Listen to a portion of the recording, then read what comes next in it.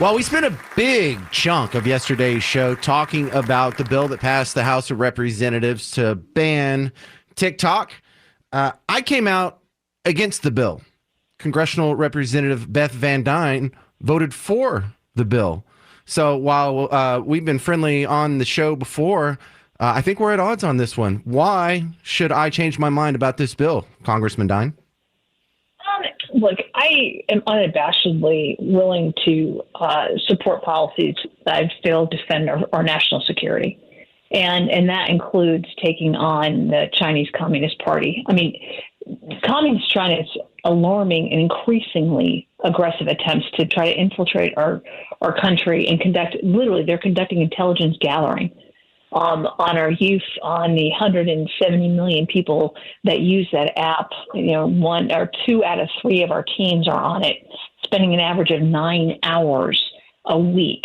And this should honestly send chills down the spines of every American. I mean, we've seen the dangers already of the CCPs, the Confucius Institutes, and what they have dispersed the propaganda at our American campuses. I mean, we have seen that already happening, and now they're trying to do it, not just looking at our college campuses and at least, young adults, but they're looking at kids. They're looking at elementary kids. They're looking at middle schoolers. It's owned by the CCP controlled ByteDance.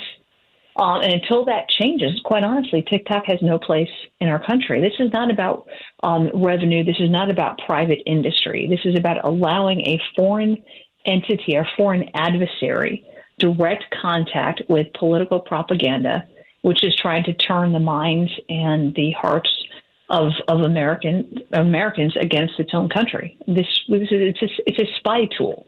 And that's exactly what it was being used for. I mean, you even had a spokesman from the Chinese Foreign Ministry. He threatened the U.S. over this bill. He said it would clearly come back to bite the United States. And they sent out this campaign that was aimed, again, at children. They talked about your country. It wasn't our country. It was, this is what your country is doing to you. I mean, it just shows how desperate I think China is to maintain this app as they continue to collect data and continue their spy program. What's your response to people who are concerned that this new power granted to a future president will be used for nefarious purposes at some time in the future? I understand that. And when we look at what happened with our DOJ and our FBI and our IRS, where we already have those systems that were supposed to be non-political, obviously being very partisan. But that is our job to hold these agencies accountable. And I told another woman this morning, I said, if that happens, if that is a question, the first person to write a bill against it will be coming out of my office. I mean, I have no problem if it is misused, but I believe that the wording of the bill is narrow enough that is highlighting those adversarial nations and saying they've got no business doing surveillance and political propaganda within our country. And you look at some of these TikTok videos and, you see kids saying, well, this is where we're getting our news. That's the problem. The news that you're getting and who is providing it to you. These aren't just like cute little videos. I mean, there is an entire algorithm that is focused at being able to basically take what people's interests are, collecting all of that and shooting back and focusing, targeting where they want people, what they want people to think. I mean, If we fail right now to stop the app now, I said we're basically giving it to China. They have made no bones about them wanting to annihilate the West. It's allowing our enemy to have a direct line to feed propaganda to more than 100 million Americans. And okay. This is just another way of them spying on us. You got balloons, you've got what they're doing with technology. This is just another way for them to be able to collect data. All right. Some other points of criticism here. There are concerns that China doing business with Google and some of these other American companies are able to skim and surveil Americans through those companies, but it's okay because they're American owned. What's your response to that? Well, I think this is directly, and this is where it starts to get fuzzy, right? This is why that bill would not affect that.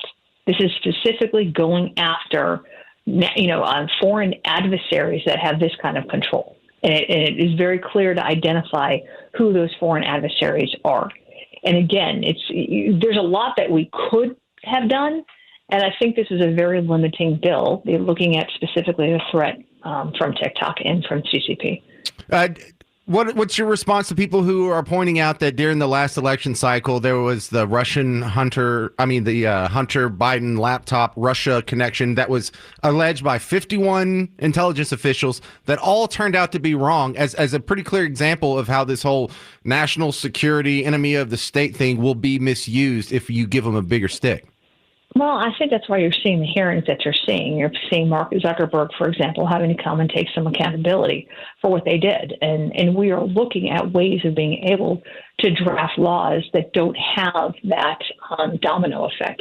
It's always when you put policy in, this is the intent, but the way that it could be used by the agencies, the way they could be implemented, you always risk having the unintended consequences. And I think that's what you're looking at right now.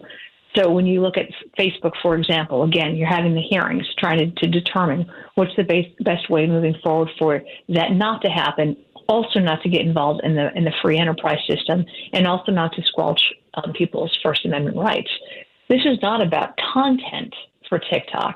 And people keep trying to claim that it has some kind of a First Amendment right. Right to that, but that's not the issue that we're dealing with in this. This is specifically political propaganda from a nation that wants to do us harm. All right, Congressman Beth Van Duyne, you get points for coming in on the show, knowing that we were going to be in opposition today. Thank you very much for joining the James Show. Hey, thank you. I appreciate you allowing me to explain my vote. Of course. I agree with people on everything at some point. So I'm just glad you didn't shut me out and only talk to me when we're friends. What do you think about what you just heard from the Congresswoman, Beth Van Duyne? No, look, it is possible for another sentient, intelligent human being to look at the same group of information and come to a different conclusion for non-nefarious purposes. That being said, I still disagree. I think she's wrong on this one, but whatever. It's great to have the discussion.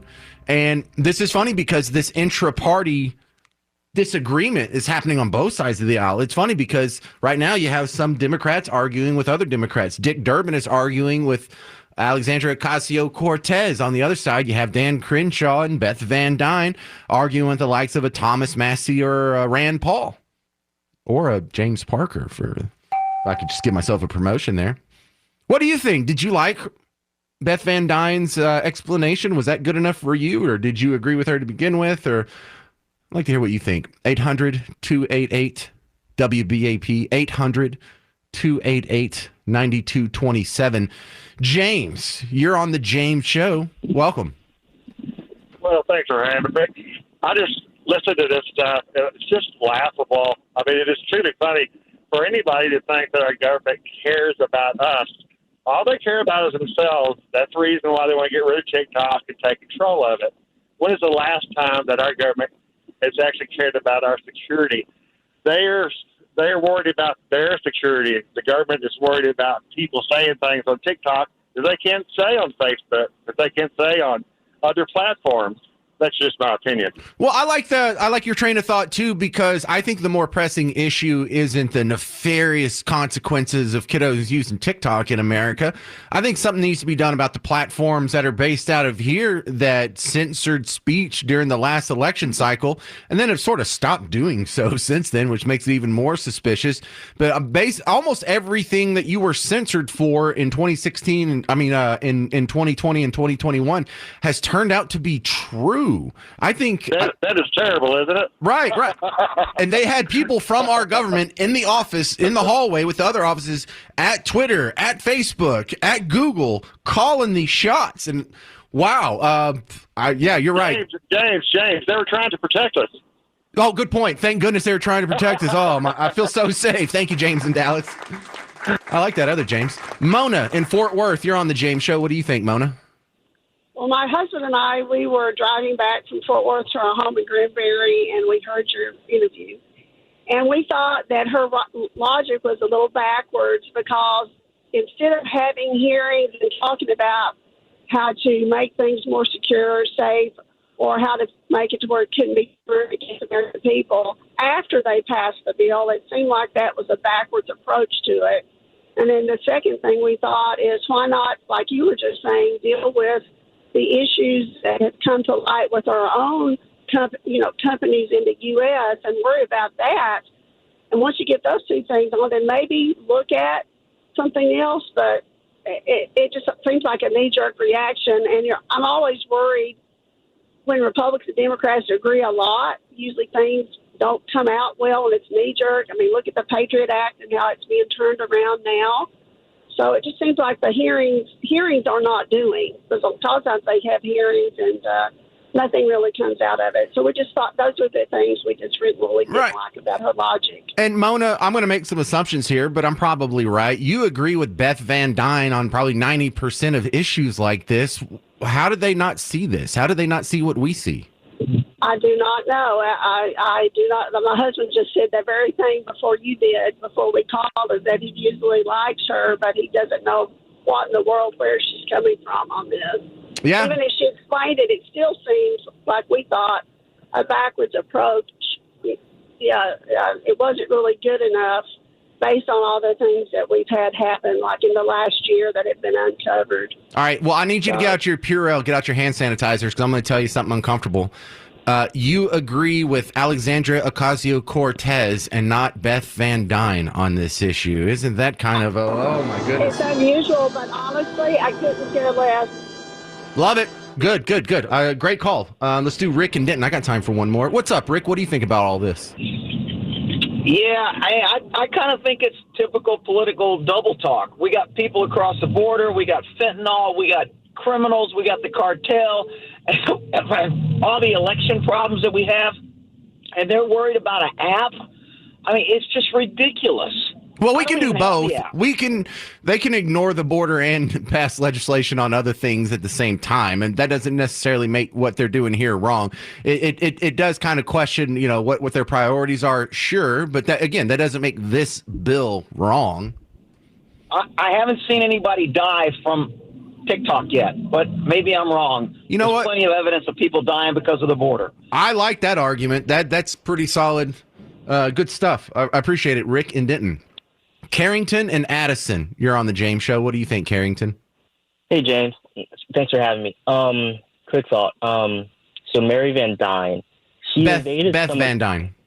Beth Van Duyne, she evaded some of your questions, like a typical politician. Now, in terms of TikTok being sold to an American company, that does not guarantee that that American company still won't have contacts to the CCP. Let's be honest. Just because you change the company's name, it can actually act as a shell company. Now, for the members of the board, they can still be connected to the Chinese Communist government. So by having this bill, the company has to appear good on the surface, but deep down, that still can have Chinese connections. It doesn't stop Chinese connections.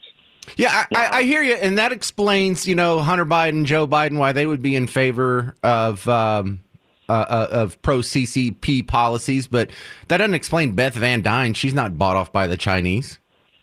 Now, for both sides to agree on this, it appears that they're both favoring something. They have bigger issues at stake, and for them to try to gauge and control TikTok, it stresses to me that they're having some type of information war. And also I think that this bill could be used to justify taking down X. The foreign adversary definition is a bit vague. Yes. And it's a bit general. Yeah, and slippery slopes are not just a logical fallacy these days. Slippery slopes have been our experience for the last 4 years, that's for sure.